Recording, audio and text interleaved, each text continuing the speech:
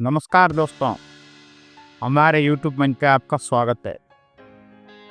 राहुल गांधी को पप्पू बनाने में बीजेपी वालों ने 10 साल गंवा दिया।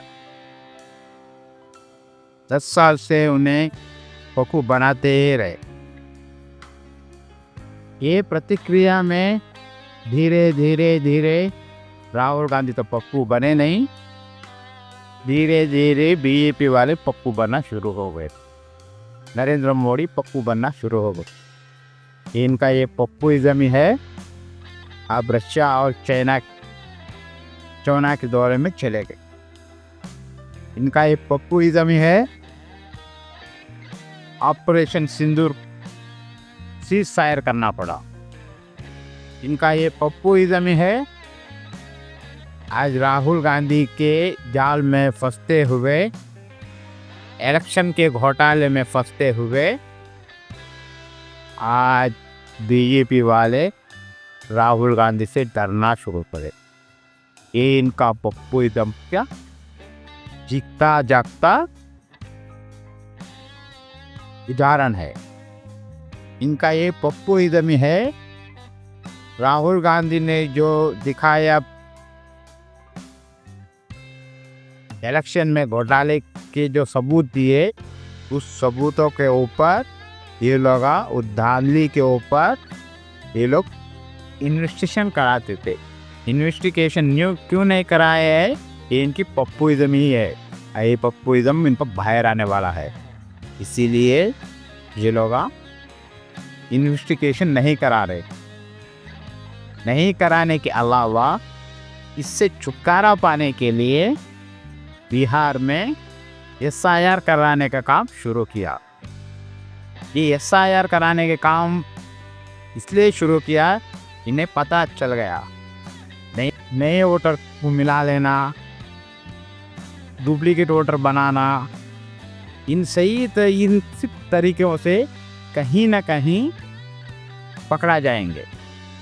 जब पकड़ा जाए तो बहुत बड़ी बेइज्जती होगी। लोकतंत्र की बेइज्जती के हवाले बीजेपी को लोग कोसना शुरू करेंगे।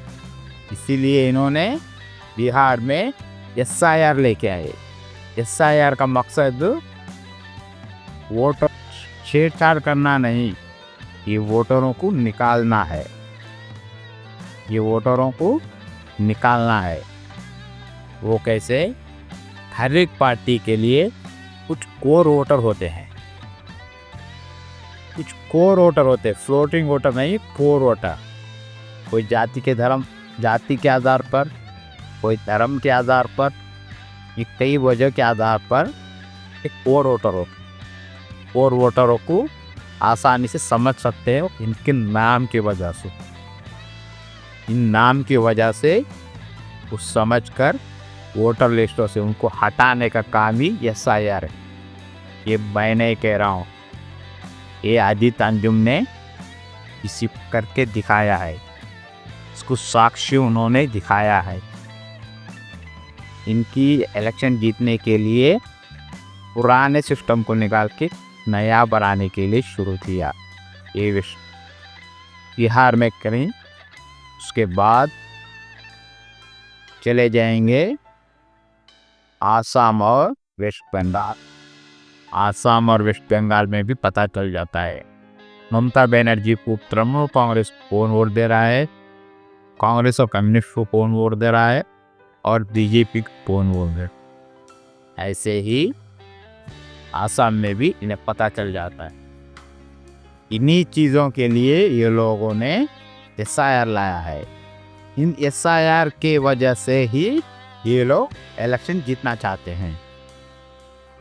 अब जो राहुल गांधी ने जो मुद्दा उठाया है, ये मुद्दा कहाँ तक लेके जाते हैं प्रतिपक्ष।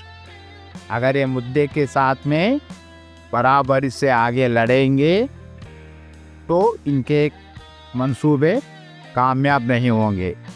अगर इन्होंने इसी मुद्दे के ऊपर सही से लड़ा नहीं तो इनके मंसूबे कामयाब होंगे, और इतने कामयाब होंगे आने वाले दिनों में प्रतिपक्ष पार्टी ही नहीं रही। बच्चे कुछ एक दो MP, एक दो MLA रहेंगे, इसके अलावा कभी कौन से भी स्टेट में BJP के अलावा कोई पार्टी नहीं रहेगी। इन सब को बचने के लिए राहुल गांधी और उनके साथ रहते हुए प्रतिपक्ष के सब मिलकर जमीन पर बहुत भयंकर लड़ाई लड़ना पड़ेगा।